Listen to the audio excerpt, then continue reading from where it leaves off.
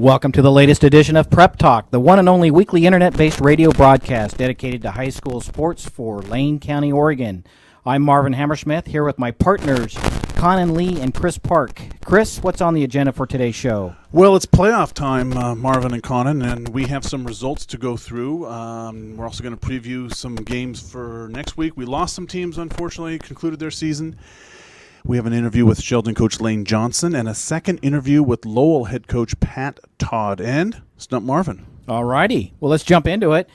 First, we'll start off with the 6A. Sheldon defeated Tualatin 45-21.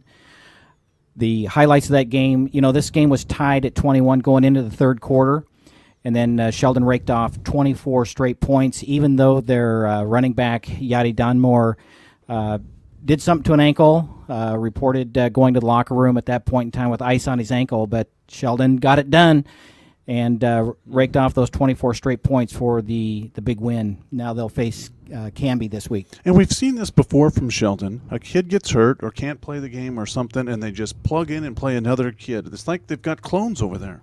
Well, it's the 6A football, yeah. And, it's next man in.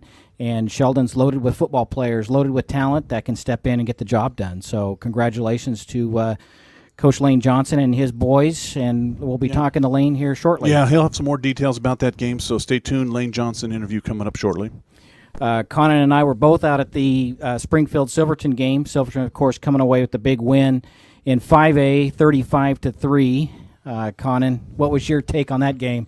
I think Max Wilson just gained another 20 yards. Man, just absolutely impressive show by Max Wilson and the Silverton offense and the Silverton defense. They come into the game giving up only 5.8 points per game through 10 games this season, and they held very dominating Springfield offense below that. Springfield had their chances early. They got down into the red zone. They settled for a field goal, which is something we hadn't seen this year. And then Trevor Watson just simply couldn't get started, couldn't get on track. His most difficult performance of the season. Yeah, I tell you, it was Max Wilson left, Max Wilson right, and Springfield just didn't have an answer for that guy. He looked determined out there.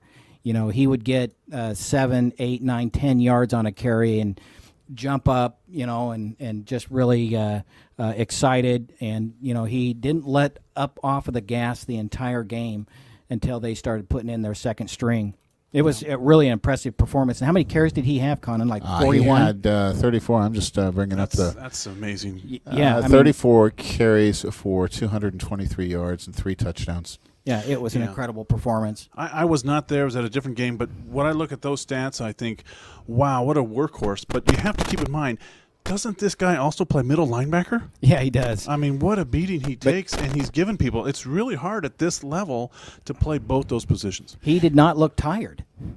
No, he didn't. And the more the game went along, Silverton just caught more and more momentum. As I said, Trevor Watson, 5 of 17 for 122 yards, and 97 of those yards came in the first quarter on 2 of 5 passing in the first quarter. He had an interception and a fumble it was a lateral pass. Yes. We're going to give that a fumble to Trevor Watson on that one, but just never really got started and didn't have anything backing him up. Austin Coley carried the ball 8 times for 36 yards, and Watson was just forced to run out of the pocket, forced to try and throw on the run all game long. So Taylor Travis, not even a factor. No.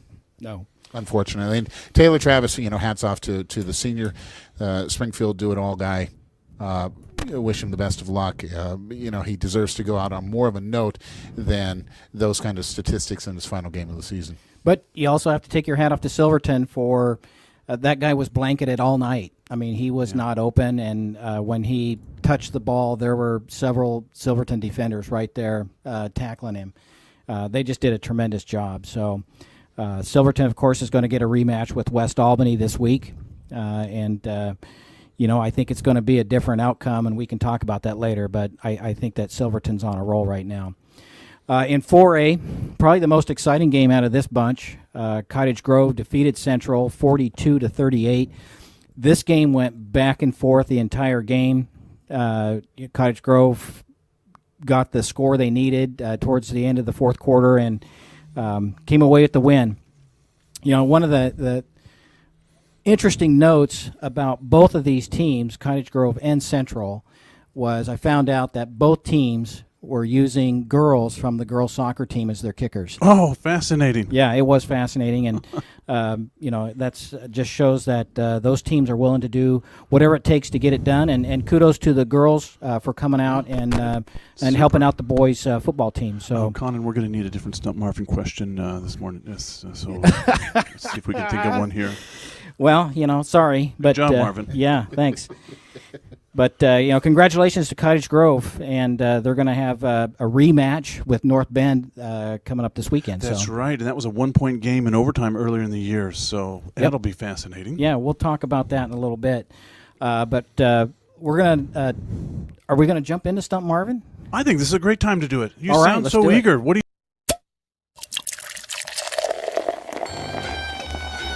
It's that time where we gather around LaneCountySportsOnline.com and slap on your thinking helmet. Time to Stump Marvin.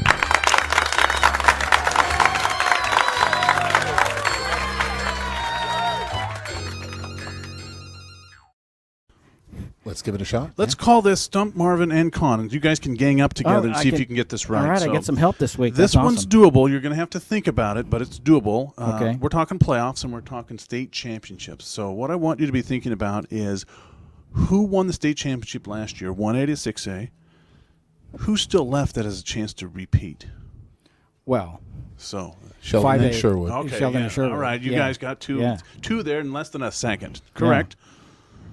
So 4A champion last year. Gosh, was that Banks? I'll have to think about I that. was looking at it today, too. Oh, were I you was really? looking at the page, yeah. Yeah, the first two came really easy, and now it's getting a little more challenging. Remember, we're fans of football from 1A to 6A, so you still got 1A, 2A, 3A, and 4A to go. I'm tempted to say North Bend. North Bend was in the state championship last year, but I don't think they won. See, this is what Marvin does. He figures things out logically. He doesn't know the answer, but he gets there eventually. Yeah, That's correct. North Bend was in, but they ended up losing. I'm going to give you about a few more seconds, and then you're going to have to go to 3A. I'm going to go with Baker. You got it. He always does this, Conan. This is really not fair. Okay, so far Sheldon, Sherwood, and Baker. So Baker will not repeat. They're already out. Yep. So now 3A, 2A, and 1A. Who won last year and who has a chance to repeat? So how about Santiam Christian on 3A? They did not win last year in 3A. Gosh. I'll give you a hint. The 3A team is still in it. So maybe Vale, but I don't think Vale won it last year. So 3A teams that are still in it. 3A team is still in it. Yeah, that's because I tell you what, I don't spend a whole lot of time thinking about 3A football, and I I'm should. going to just give it to you. It's Dayton. Dayton. Dayton has a chance to. They have it. They're still in it, huh? They're still in it. Okay, I know who the 2A is. 2A was Oakland. Yes, down from your neck of the woods That's down right. there. So, and Oakland is out, so we They won't are have a out. repeat there. No, so 1A. And I'm a big fan of 1A, so I've got this one down. Dufer. Dufer is out, and they actually didn't win it last year. The team that won it last year also won it the year before. Wow. And they're undefeated this year. They have a 59-game win streak. Camas Valley. Camas Valley. Correct. Yeah. As soon as I said Yeah. that came to you. Yeah. So there are 4 teams that have a chance to repeat. Sheldon, Sherwood, Dayton, and Camas Valley. So Wow. that's our stump, Marvin and Conan. You guys did pretty well. Yeah, that wasn't too bad. All right, well, we're going to take a break for a moment. We'll be right back with more on Prep Talk with. Welcome back to Prep Talk. This is Chris Park and Marvin Hammerschmidt, and here on the telephone we have Sheldon head football coach Lane Johnson. Coach Johnson, thank you very much for taking the time to speak with us here on Prep Talk. My pleasure. Thanks for having me. Well, first thing, let's go ahead and review the game last week at home against Tualatin. Nice win for the Irish. Can you just give us a little bit of a recap? It was kind of a tight game there until the third quarter. It was. We had a big play. I think we scored on our second play. Tualatin scored on their second play, so it was kind of back and forth. And we turned the ball over once in the first half, and we were up 21-14 at halftime, and they scored their first drive. We got a 15-yard penalty to extend their drive. They scored to make it 21 all, and we ended up scoring, I believe it was 24 unanswered points. So I was really proud of our kids for the response to some adversity, and being tied in the second round playoff game in the second half is definitely some adversity for us. So I was proud of our kids.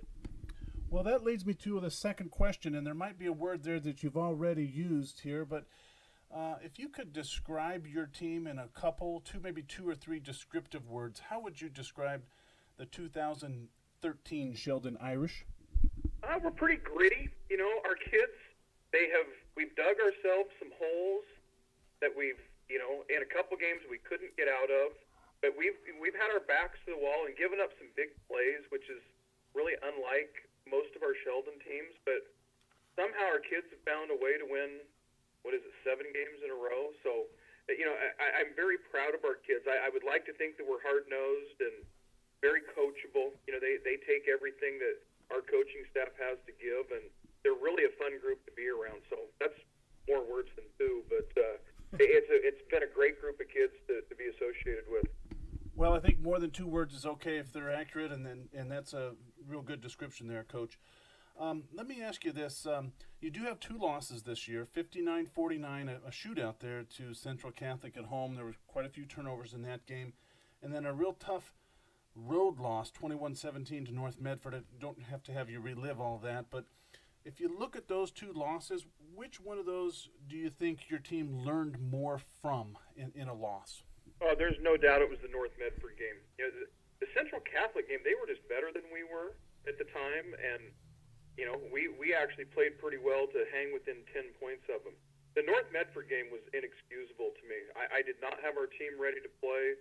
We turned the ball over 4 times in the first half, gave up a 65-yard touchdown with less than a minute to go to lose. And I kind of felt it at the time that our kids were not dialed into what we needed to do, and they have responded to that loss in a very championship-type manner. And it's one of the things that I think kind of turned our season around. We were 2-2 at the time, and probably in some people's minds reeling a little bit. And we found a way. Our kids have found a way to win 7 games in a row, and we're now in the quarterfinals. So we learned a whole bunch from the North Medford game. And the number one thing we learned is that we have to be on the top of our game every week. Okay, so that sounds like it was an opportunity for your team to get better there with a loss. Then is that what you're saying with the North Medford? No doubt, okay. No doubt. Sometimes winning masks some of the problems that you have, and we don't have a whole bunch of problems in our football program, but we had some kids that were kind of full of themselves and didn't prepare like champions that week, and we went down to North Medford and, in my opinion, didn't have enough respect for them, and it came back to bite us in the rear end. And I'm just really proud of how the way the kids have reacted to that loss. And like I said, we've won 7 in a row, and I think a big part of it was learning to just sharpen up in all facets of our football program. Hey, Coach, this is Marvin Hammersmith. Speaking on those lines, you had on Friday night, you had your, I think your starting tailback went down with an injury. The guy that just came in and stepped in, came in and gave you another 100 yards rushing. How do you prepare, get your guys prepared that, if somebody goes down, it's the next guy in?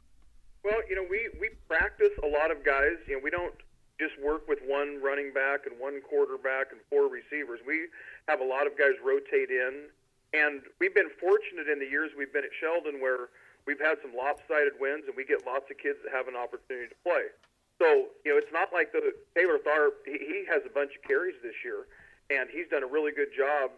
And people don't know a whole bunch about it, but Yachty Dunmore missed 2.5 games prior to the getting hurt in the Tualatin game. So Taylor Tharp has had a bunch of carries, and he ran Friday night just like he does in practice, downhill and a full head of steam. So it was not surprising to me how Taylor reacted, and I think if you ask Taylor, the first thing he'd do is tip his cap to our offensive line because they did a great job. But we had several kids have to step up and make plays on Friday night. It was, again, just a testament to the kids in our football program that they found a way to get it done. So, kind of following along those lines with the next question here, Coach Johnson. This is Prep Talk. Chris Park, Marvin Hammerschmidt, and Conan Lee here, and we're speaking with Sheldon head football coach Lane Johnson. My question for you is, Coach Johnson, kind of following along those lines, who do you think the surprise of the year on your squad is? There's a lot of options there. Joseph Kuhn, 71% completion rate. Levi Rotherham having a great year. Taylor Tharp.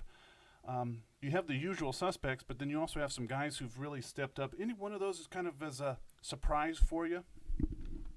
Surprise is not the right word. Okay.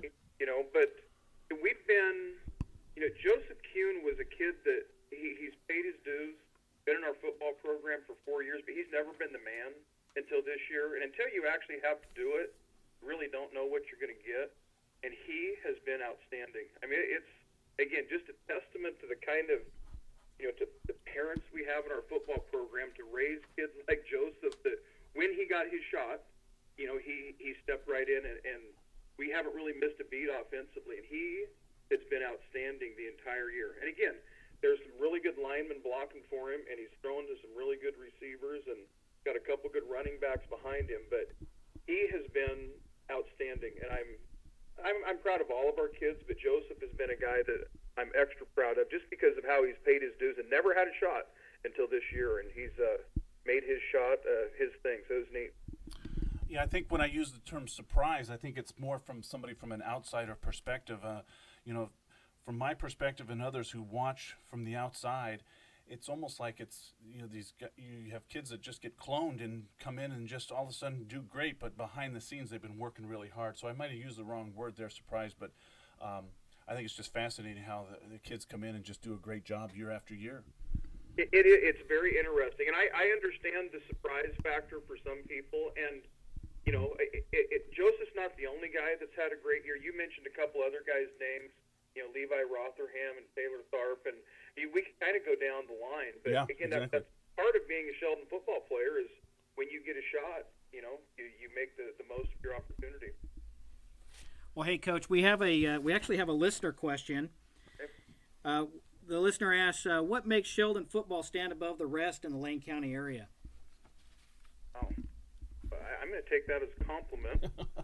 I think it was meant that way. It was meant that way, yes. We have had, we've been at Sheldon for 17 years, and we have had great kids that come from, for the most part, great families. And that to me is kind of the cornerstone of our program, is the stuff that we teach them, not only about football, but life in general, is the stuff that they hear at home. It's just being reinforced. It's not like, we have to reinvent the wheel when these kids show up. They're generally great kids that have this work ethic that is outstanding, and they just buy into the way that we do things. And I think, we're kind of a proven commodity. I'm not patting ourselves on the back, but we've won quite a few games the last 17 years, and when you grow up in a football program like ours, you kind of expect to win. And even though we don't always have the best team every year, our kids expect to win every game. So a huge part of it to me is the continuity of our coaching staff. We've had, I think, 8 of us have been here all 17 years, and that's a huge deal. Not that we're all great coaches, but just the continuity of things is pretty big. And the number one thing for me is the parental guidance that our kids get on a daily basis from their mom and dad. Excellent. Yeah, that's fantastic. That's a big help when it comes to coaching these kids. If they're prepared to do what's asked of them, I think that's a big key. So you're I'm sure you've started your process of preparing for Canby this week. What can you tell us, since we don't get to see Canby play all that often, what can you tell us about Canby? A very hard-nosed football team. It's the kind of kid that comes to Canby. They have lots of wrestlers that play football and lots of kids that grow up on farms, and they're just hard-working kids. And we've played Canby 4 or 5 times since we've been at Sheldon, and you always get the same thing. They're similar to Roseburg in that they're tough kids that are good tacklers, and they appear to be very coachable.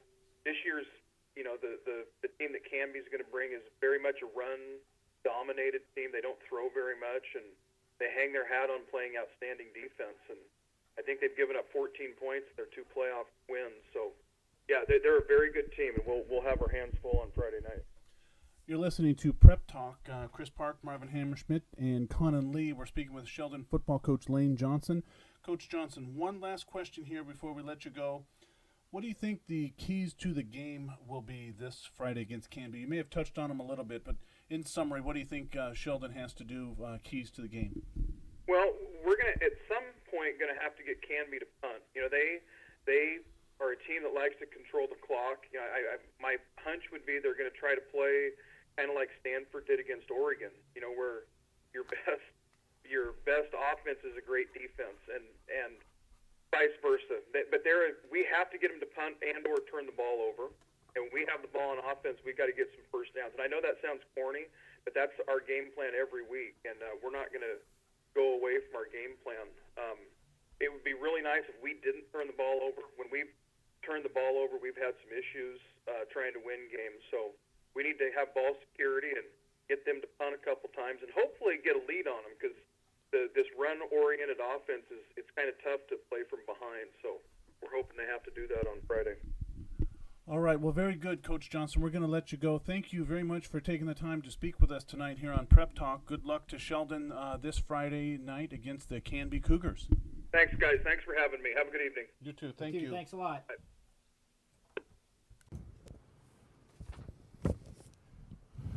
Welcome back to Prep Talk. This is Chris Park, Marvin Hammerschmidt, and Conan Lee. The one and only weekly internet-based radio broadcast dedicated to high school sports in Lane County, Oregon. Fellas, that was a real great interview with Lane Johnson, head coach of Sheldon. Nice preview of the upcoming game there with Canby. Nice review with the game last week against Tualatin. Sheldon at home for a quarterfinal game this week. We'll talk more about upcoming preview of that game a little bit, but nice interview with Lane Johnson. He gave some good tidbits there. What'd you think, Marvin? Yeah, I always enjoy talking to Coach Johnson. He's usually full of information that's pertinent to what is coming up. And, you know, I think that he's got a really good shot of moving on after this weekend. You know, I'm sure that he doesn't like to look forward to what's coming on down the road. He's really concentrating on this week and their task at hand. So, but I think I look for Sheldon to really do well this weekend. I've got some more scores to report and games to review from last week. I was out at the Lowell-St. Paul game for 1A. Lowell 60, St. Paul 22. Lowell had over 600 yards total offense. 22-22 at the half. They ran half the plays that St. Paul ran in the first half. Great game out there. Lowell advances. Triangle Lake, also from the same league as Lowell, won. They won 40-30 over Doofer, so they're in the semis. And for 2A games, Oakland, the defending state champs, go down to Regis 44-19. Regis has a pretty good running back, apparently. A fellow by the name of Jeremiah Greaser had over 300 yards in that game. And we also lost Monroe. 2A Monroe lost to Heppner 52-7. Unfortunately, Monroe had 8 turnovers in this game.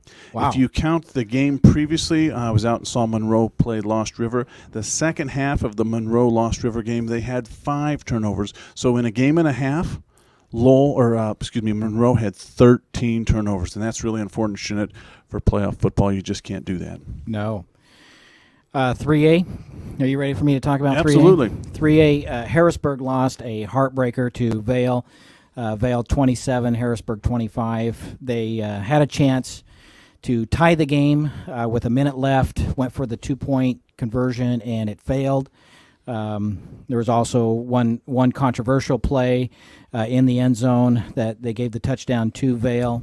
But just a heartbreaker for Harrisburg. They had some good stuff coming from their freshman quarterback, Tell Jones. Mm-hmm. But Vail had a pretty good running game that chewed up a good portion of the clock and didn't really allow Harrisburg the ball back in order to do anything with it. So heartbreaker for Harrisburg, but just like all these guys, they gear up and get ready to go again next year. Kudos to Vail coming all the way over from Eastern Oregon and playing a great game, brought a lot of fans from what I understand. And unfortunately for Harrisburg, we had Coach Scott Phelps on last week in an interview, but unfortunately the same thing happened earlier when Conan and I were talking about this. where they lost to Blanchette Catholic, I believe it was by a point, where they went for 2 and didn't get it.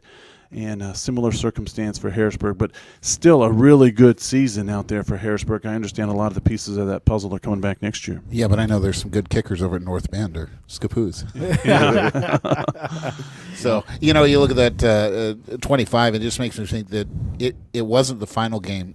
It's not the caboose that runs you over. It's, what are you doing to set yourself up in a position to have to go for the 2 points in the end? And a team like Harrisburg kind of struggled at the extra points late in the season. And when I saw them against Pleasant Hill, it wasn't really much of a fact. It was an afterthought that their extra points weren't hitting. But you get into these late season games, and every point is crucial. Yeah, and I think it's always fascinating discussion. Eastern Oregon teams coming over here. Some of the teams from the Valley not really know too much about that team way over on the other side of the state. They're pretty good, we think, but we've got some fast guys and big guys. But, boy, I love these cross-state matchups. I do too. And, teams from over there consistently, the old saying my dad used to say, they grow them big over there. Yeah. And they got some big boys, and, they have the ability to overpower you. But, I agree. Harrisburg had a great season, and look forward to seeing them play in the seasons to come. And 2 teams from Eastern Oregon are left in 3A, Vail and Nissa from the same league. So right. I'm sure they'd like to meet and say, hey, this is an Eastern Oregon final. Yeah, absolutely. And we're going to, speaking of extra points, we're going to do something new. We're going to have a roundtable discussion. And, Chris, I'm going to let you kind of set the table for that table discussion. Okay, so new feature here, roundtable discussion. What I thought we'd do is just spend a few minutes kicking around a topic here and have Conan and Marvin give your opinion. There's a YouTube video that shows a Sherwood point after try that both you fellas have seen on YouTube. And we have a link here on our YouTube channel that you're watching that you can click on and watch that. But in the PAT try, this is after a touchdown, going for 2. They're lined up for the PAT kick. Well, the holder decides to move off to his left, as you'll see down the line, and act a little bit like an orangutan or a monkey or a gorilla of some sort. The ball is then snapped directly to the kicker, who's in shotgun, and then he runs forward and does a jump pass to a tight end, and they make this. So you guys have seen this video. My question to you is, what do you think of this strange play? Is it legal? Is it an unsportsmanlike penalty? If it's not a penalty, is it just plain unsportsmanlike? What are your thoughts on this very unusual point after try? Well, I'm going to let Conan start this off, but I'm going to say right off the bat that I think that Conan and I are kind of on the same page on this. So I'm not sure what kind of discussion this is going to be, but Conan, I'll let you start it off. Well, is it illegal? Is the formation It's not illegal? It's not illegal. There's nothing illegal about it. Is it worthy of an unsportsmanlike penalty? No, I don't think that, anything. No flag was thrown. Right. Unsportsmanlike is pretty clearly stated in the rule books that, it has to be. It's not worthy of a penalty. Is it unsportsmanlike, just sort of one of those unwritten rules of the sport, perhaps? That this is something that what's the coach thinking? Let's think back last year when Sherwood came to play Marist in week 2 or week 3, and in the first 2 weeks last season alone, Sherwood would onside kick almost every time that they had to kick off, which was quite often. It's their that's a great tactic. If you think about it, if the other team doesn't ever control the ball, then you can't possibly win. So I mean, you control the ball, but Oregon's proven otherwise. That time of possession does not necessarily dictate who's going to win a game. Right. And, if we can talk just a little bit on that subject matter of the onside kicks, I've heard Greg Lawrence talk about that, and, there's several points to that, one being if you recover that onside kick, you've got the ball, the other team doesn't, so you can go down and score.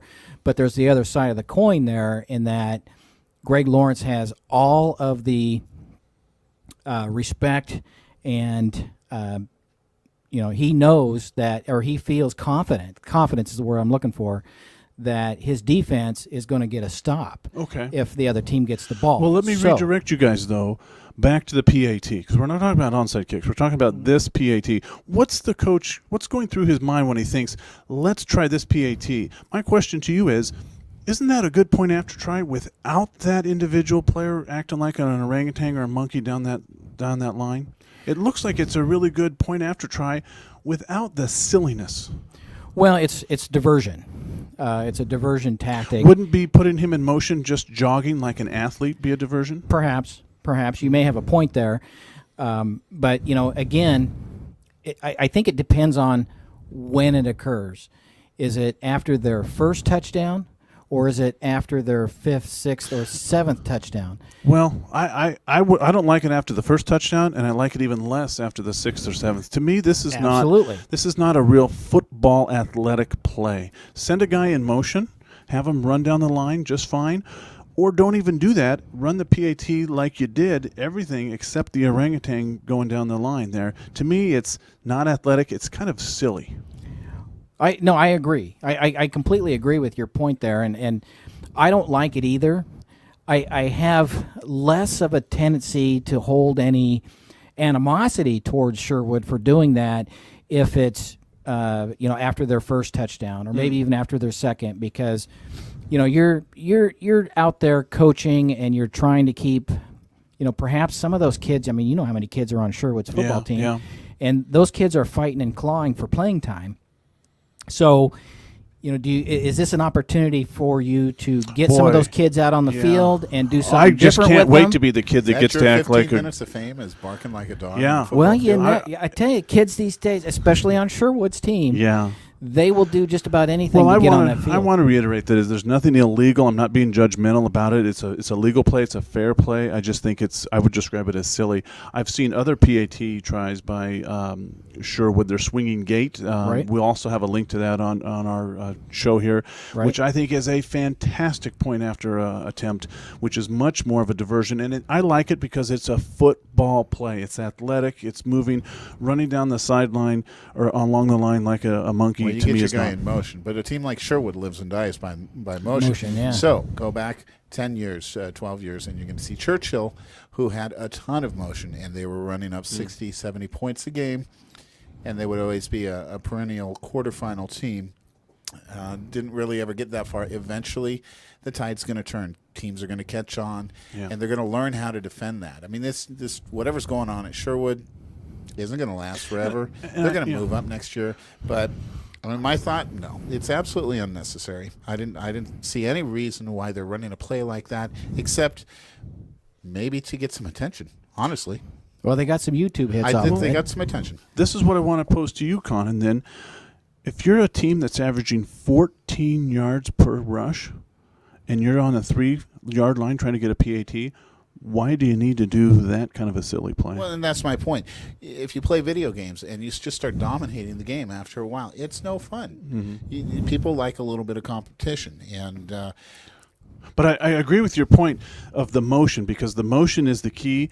Because people look at that when they defend Sherwood, and that kid on the PAT running down the line acting like a monkey was so much of a diversion that it made the play work. well, what I was leading up to was that a lot of people that I've talked to that have seen their team play Sherwood thinks that if Sherwood were to just line up and play some straight football, get away from the motion, get away from the silliness that's the cross direction at the line of scrimmage, which is very successful and good for them. They've implemented something all the way up their system. We've heard about that.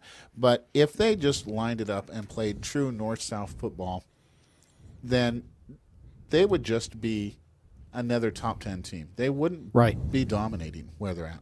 Right. The point that I wanted to make too is that and you kind of hit on it, Conan, is that they're heading up to 6A next year. Are they doing some things now in preparation to try and implement some things that are going to throw off some of those teams? Because I mean, we all know we can talk. I'm not saying that Sherwood's not going to be competitive at 6A. I completely believe that they're going to be very competitive at the 6A. But when they come up across the Jesuits and the Central Catholics and the Tigers of the world, they're going to need more than just that misdirection to win some ball games. they're going to need to play some fundamental football in order to win those games. They're going to have to step up on defense. Their offense is strong enough to go with anyone in the state. Yeah. But they're going to have to step up on defense, and you're going to see what their depth really is like on the special teams. Yeah. So let me wrap up this roundtable. I want a percentage from both of you, Conan and Marvin. Percentage likelihood that we see this point after try in the semis or finals by Sherwood. I say, 0? I say 75% you're going to see something different. I agree. I say 90% you're going to see 99% you're going to see But something not this different. PAT. Nope. You're going to see a variation. That other of what one, they've the done. swinging gate, which I think Perhaps. is fantastic. I kudos to Sherwood for the swinging gate. That one's great. Is there something athletically, football wise? I just don't like the monkey run. That just seems kind of silly. But I love the swinging gate. It's an athletic play. It's a physical play, and that's so. Okay, well let's wrap up. There was no sound. I wonder what kind of sound that kid was making while he was. I'm serious. I Yeah. mean, there's got to be a tail somewhere. He almost ran into the referee off to the side. Well, That and that's would another make a point I sound. wanted to make is that he was disciplined enough to stay straight. Otherwise, he would have been, got himself a penalty. Yeah, legal shift or something like that. Yeah. Illegal shift by an orangutan. But anyway, let's leave that round table. We all have some opinions on that. Let's go ahead and go into our interview with Lowell head coach Pat Todd. He's got a preview of Lowell's game with Camas Valley, pretty much the Sherwood of the 1A. We'll be right back with more prep talk after that.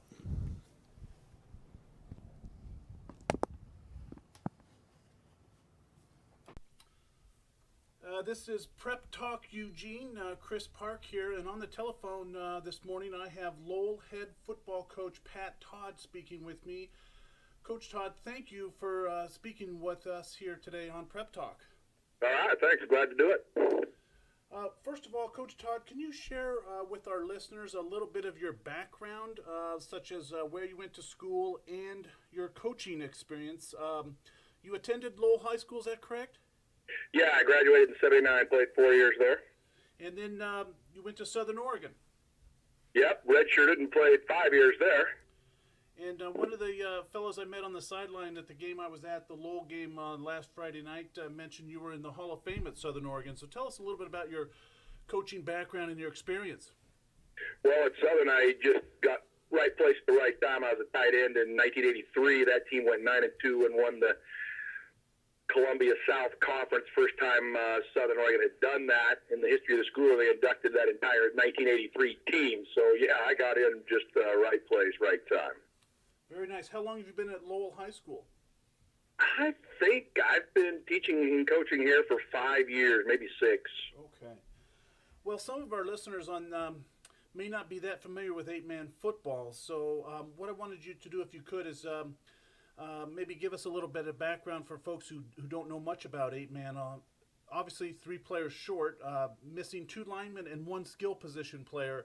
But how would you describe the 8-man game for folks that are usually watching 11-man football? Well, you can get a big variety. I had a friend come and visit me and to watch that game, and he was surprised that we ran so much. Both teams ran so much double tight eye, and it kind of looked like regular football. But many teams will spread it out, and so it looks really odd with just the center and 2 guards and the quarterback, and then you can spread everybody else out. So it's kind of like basketball on a football field at times, but you can certainly line it up, double tight eye, and play smash mouth as well. Yeah, that's kind of what I noticed a little bit when you did the game Friday night. You did spread it really wide, and then you just played a smash mouth game. Very great win. Congratulations on your team's 60-22 quarterfinal win over St. Paul Friday night. You have to be pleased with your team's performance. Over 600 yards of total offense on 46 plays. The game was tied at halftime, though. Can you give us a little snapshot of that game in retrospect? Sure. The St. Paul, they're running the ball and grinding the clock and getting 4, 5, 6 yards a carry and popping a pass every once in a while because we had to step up pretty hard to stop their run. They have really big linemen, like 260 and 250 and 220, and we're a little more normal sized. And so that first half was really just a battle of trying to stop them from getting those 5 and 6 yard plays. Yeah, they look like a power I team there for a little bit, just trying to get 3, 4, 5, 6 yards a carry. Oh, yeah, no doubt, and they are really good at that. They are well coached. Tony Smith, he was at Silverton, the head coach at Silverton for several years, and And he's a St. Paul grad, and he loves it there, and he gives it everything he has. And it happened to be that they have a big tailback and big lineman, so why wouldn't you pound it and try to keep the ball out of our hands? Are there any particular players for Lowell that you want to highlight as having a great season so far? I think I can name a few, but why don't you go ahead and talk about your team and some of your players that you're quite pleased with so far?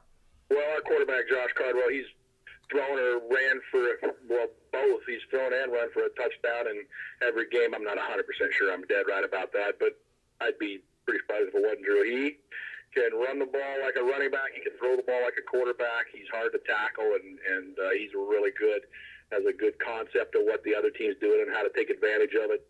He and I watch a lot of film together.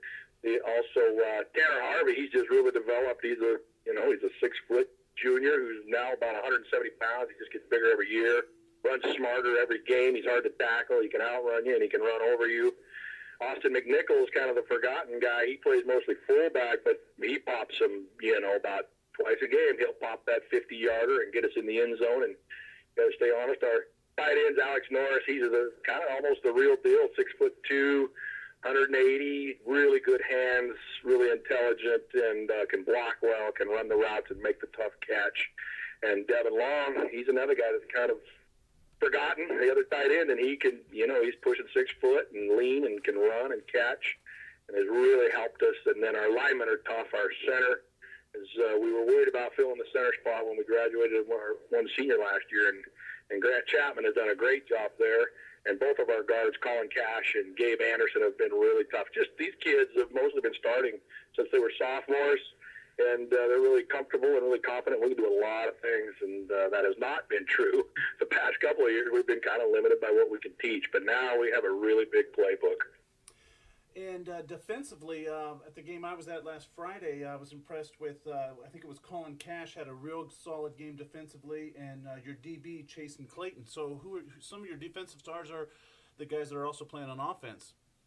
Almost all the same. Colin Cash had a great second half. He had like 7 tackles and 3 of them unassisted just in the second half, and we needed that to stop that ground game they were handing to us. And Chasen, he's a really tough little corner. He did not start a year ago, so this is his first year as a starter, and he has had several interceptions that really come along. Josh, of course, is our quarterback. He's a really good cornerback and covers and comes up and hits you. Tanner Harvey, he's first team all week both ways as a running back and a linebacker, and he's the only guy that's first team both ways for us. And so, and Alex Norris, both sides of the ball. Austin McNichol, both sides of the ball. Devin Long, both sides. I mean, just basically every single guy, both ways, and really tough. We're speaking with Lowell head football coach Pat Todd. Coach Todd, I think I know the answer to this, at least one of the words here, but if you would describe your team in 2 or 3 descriptive words, I have a feeling what one of them is going to be right off the bat, because you've got 8 guys who can really move. Yeah, I would say in a few words, we are fast, physical, and well aware. Yeah, I think that's exactly right. There's a lot of team speed, and that's going to be helpful for you, especially this week. Camas Valley, semifinal game at Cottage Grove against Camas Valley. Only the second time ever that at Cottage Grove. Probably at Cottage Grove. Thank you. Can't get anything by you, can we, Coach? I hope not. Camas Valley's kind of like the Alabama Crimson Tide of 1A football, 51-2 over the last 4 years, including a 39-game win streak. Can you give our listeners a little bit of background on what you know about Camas Valley? Well, they're coached by Eli Wolf. He's a Camas graduate himself and loves Camas Valley and loves football and really likes those kids. And they're just having a really nice run. I've talked to him occasionally, and he's just kind of matter of fact. He says, we're really good right now. We've won 2. We're hoping we can get a 3rd championship, and maybe after that we'll be a little more human. But right now they got the kind of kids that can really play 8-man football, and he coaches the heck out of them. He has really good assistant coaches as well, and they're fast. I always say your 2 fastest guys are faster than my 2 fastest guys, which is true with them. But the next 6, mine are faster than yours. I'm not sure that's true with Camas Valley. They have good team speed also. Yeah, okay. This is going to be a great game. So any anybody in particular that the casual fan listening in might want to keep an eye on for the Camas Valley players that might be offensive or defensive playmakers? Well, they have, I'm sorry to say I know them better by their numbers than by their names. Number 13, he's really, really fast. We don't have anybody on our team that could touch him. You know, they finished second in state in their boys' track team last year with 0 seniors on that track team, and it's because of their speed. They're winning the 100 and the 200 and the 4x100, and 21's really fast. His last name's Tilton. The coach's son, Kai Wolf, he's really fast. Those, Okay. and they have the 3 big guys up front. I mean, they have a really nice mix of speed and size. Do you think that they will be spreading the ball out, or are they more of a ground and pound team? Well, they're like us. They've been starters for a long time. They could spread you out and throw the ball and toss it and double reverse it. They can line up and double tight eye and hit you in the mouth and drive you backwards. I would say that we are really similar. The difference being the success they've had, just at the very top-notch level at the state, and then we're just kind of up-and-comers trying to get there. Just a couple more questions here for you. This is Prep Talk Eugene. We're speaking with Pat Todd. He's the head football coach at Lowell High School. Just 2 more questions here, Coach. One thing I've noticed watching 8-man football over the last couple of years, I'm a fan of all football, 1A to 6A, but what I've noticed with 8-man is early in the year there's a lot of high-scoring games and a lot of large margins of victory, and as things get narrowed down to the semis and finals, you get a little more realistic scoring average. I'm not going to say low scoring, but a little more realistic.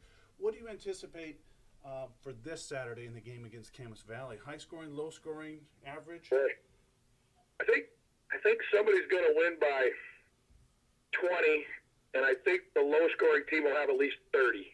Okay. I think it's going to be pretty high scoring just because of the speed on both teams. Excellent. Last question here, Coach. What do you think the keys to the game will be against Camas Valley for for Lowell? Excuse me. What will be the keys this week? Well, we need to stop them majority of the time. I think it'd be a little unrealistic to think that we're just going to stop them to 0 yards for the game, but we need to limit their big plays and hopefully have more big plays than them, I think would be the key. Mm-hmm. All right. Well, Coach Todd, thank you very much for taking the time to speak with us on Prep Talk. Good luck to your team. Lowell versus Camas Valley. This is going to be Saturday, 11 a.m. at Cottage Grove High School. Thank you again, Coach. That's all right. It's my pleasure. Thank you.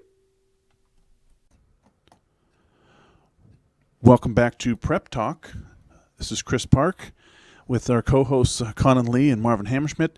That was an excellent interview we just had with Lowell head football coach Pat Todd previewing the Lowell Camas Valley game coming up.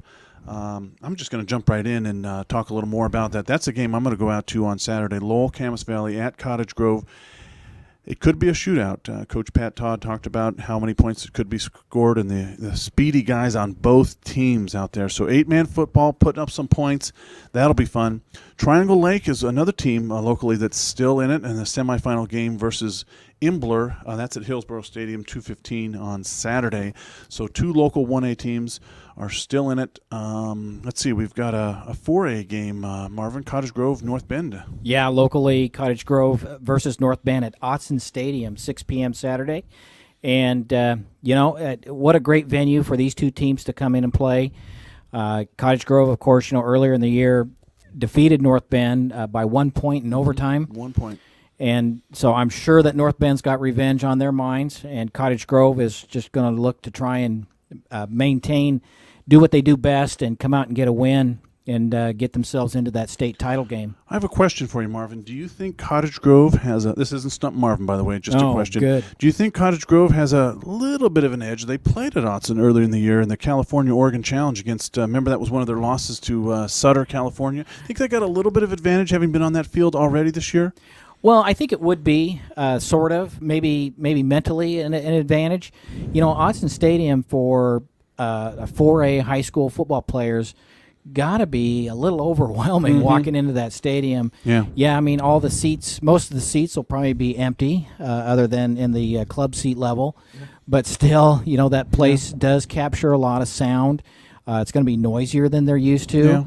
Yeah. But, yeah, you're right. Cottage Grove, having played there, might be a slight advantage. And I think some of these kids probably played there in Pop Warner as well, maybe once or twice when they were younger, and I don't think the North Bend kids maybe did. I'm just speculating here, but I'm wondering if that might be a little bit more comfort zone for them. Either way, nice chance for them to check out those cool locker rooms, though, huh? Yeah. Well, I'm not sure if they'll give them access to the Oregon locker room, but I'm sure they'll get, they'll still have the feel and, a lot of jitters, a lot of butterflies probably from both teams, but I think the most advantage that Cottage Grove is going to have is that really it's in their backyard. Yeah. It's it is a neutral site, but I think that North Bend's going to bring plenty of people, but I think that just it's going to feel like home for Cottage Grove. I think that has a chance to be one of the better games. Both 4A semifinals, I think, are going to be better games. The 5A semifinals, I hope Ashland does well. Sherwood's a big challenge. I just don't see that game as being very much fun to watch. Same with the other 5A semifinal, just my opinion. But I think both 4A semifinals and the 1A semis are going to be very exciting to watch. Well, and unfortunately for the 5A semi at Autzen Stadium, they're playing at the exact same time the Ducks are on TV. So, where you would normally get maybe some interest level from a nonpartisan crowd, a lot of those folks are going to probably be staying home watching the Ducks play. So this is a little bit of a detour, but I hope Ashland does well, and they have a chance to because they've been very disciplined, few turnovers, few penalties. Maybe their ball control offensive could do it against Sherwood, make it interesting, but it's almost like a David versus Goliath matchup, It is, and if I was to out of all the teams that have played Sherwood up to this point, I'd give Ashland, the best chance out of anybody so far. Well, and I think Ashland also has that respect Sherwood has that respect for Ashland as well, remembering what happened just a few years ago at Sherwood. Contreras Stadium. Oh, you're talking about playoffs? In the playoffs. Yeah. And the coaching staff knows. They'll be well aware of it. The kids were younger. They were watching. They were waiting to be part of Bowman football, and they know that Ashland came in and put up a decent effort against Sherwood. So, I guess the problem I have is in it, and it's just as a fan, as a watcher of football, Ashland has as good a chance as anybody. But the thing that's puzzling for me is they're just not very flashy. So you just think, oh boy, they're just not really flashy, and they're probably going to struggle against Sherwood. But maybe that's to their advantage. I don't know. Perhaps we'll soon find out. That's for sure. They're very disciplined, and they don't turn the ball over, which is great. But I just don't. They're not super big. They're not super fast. They're not slow by any means. They're just kind of a nice balance of speed.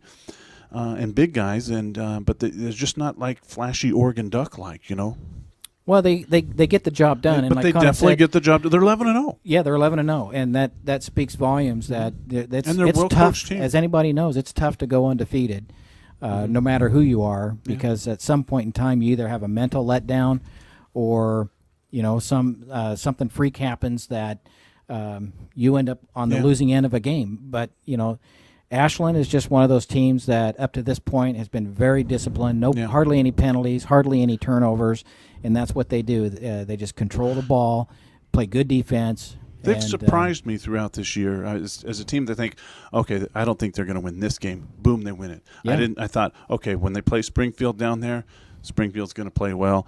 They beat Springfield. I thought, okay, Roosevelt's got some big athletic guys and some speedy guys. They'll probably beat Ashland. So time and again, I have been wrong about Ashland over and over. So for me, I think it's hard for me to get a sense for them because they're just not flashy, but they just plain win. Well, 11-0. For their sake, I hope we're wrong. Yeah. Well, I just hope it's a good game. I do too.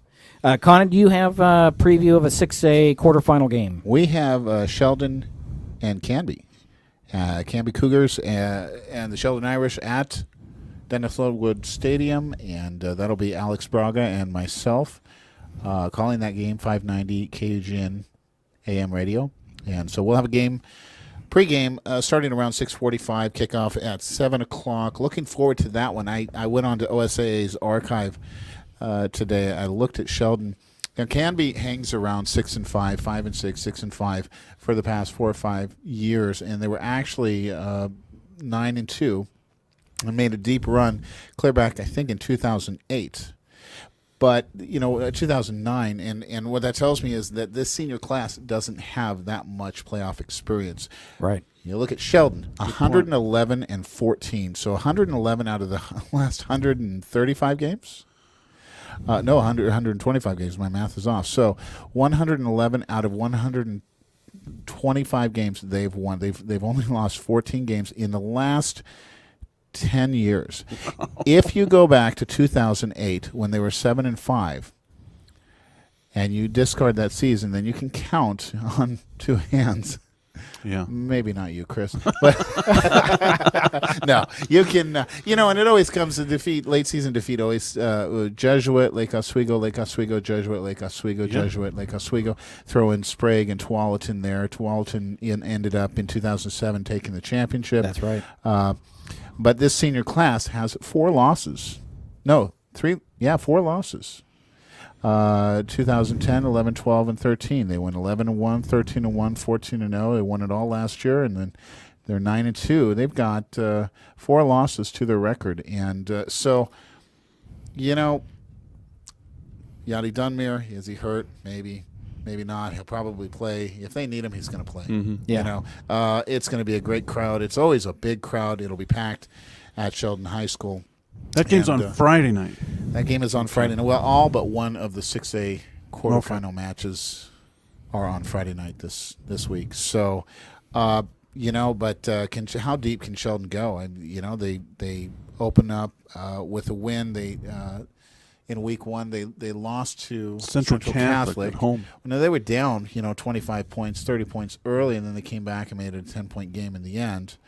And I think the score was a lot closer than it looked. And then, of course, they lost to North Medford, who's also still in the hunt this Friday night. Yeah. So, Yep. Yeah, the 6A bracket is shaping up to be to run its course as it's been outlined.